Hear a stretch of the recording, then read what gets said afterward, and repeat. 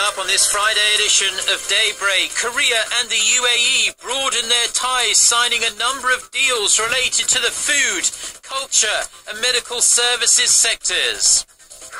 The US ambassador to South Korea, Mark Lippert, is recovering after being slashed in the face. The attacker, who said he was protesting the South Korea-US military drills, is being held by police. First, confirmation that the Korean-Canadian pastor who went missing in North Korea 5 weeks ago has been detained by the Communist state's authorities. Daybreak begins now.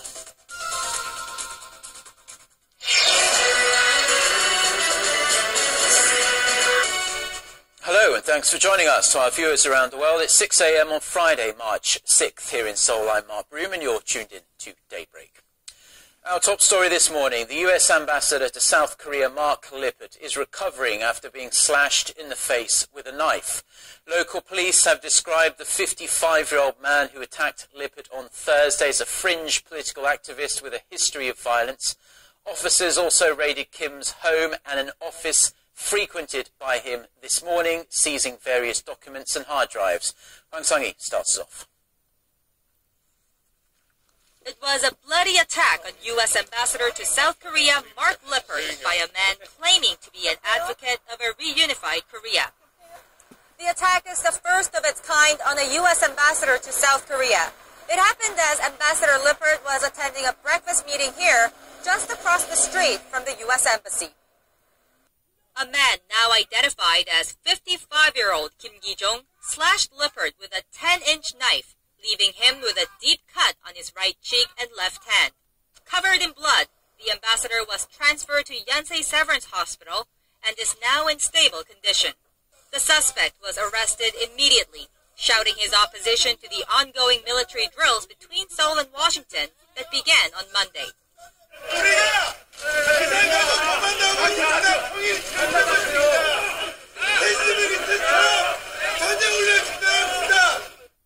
Kim has a history of unpredictable behavior. He was given a 2-year prison sentence in 2010 for throwing a piece of concrete at the Japanese ambassador to South Korea. U.S. State Department Deputy Spokesperson Marie Harf said Washington strongly condemns this act of violence.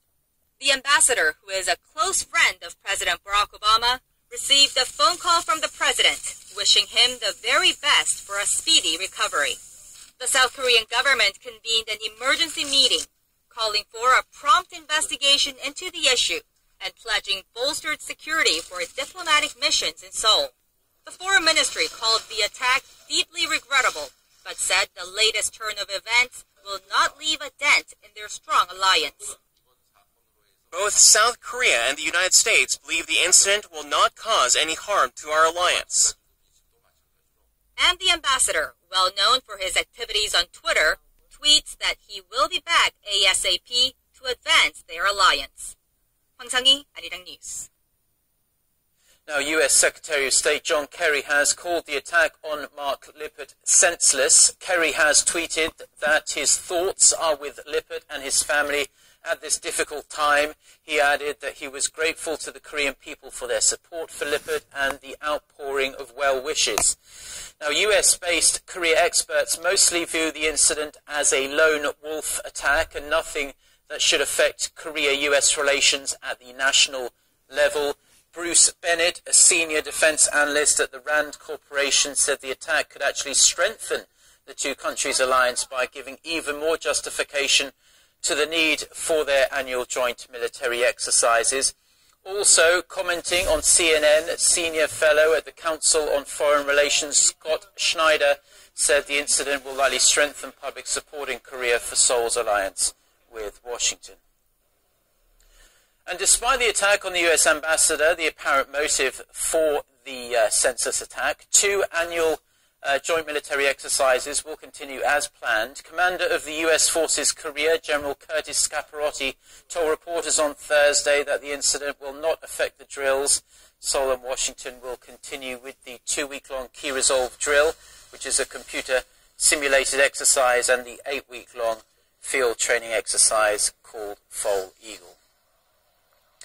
Now, in the rest of the day's news, it's been confirmed that a missing Korean-Canadian pastor is being held captive in North Korea.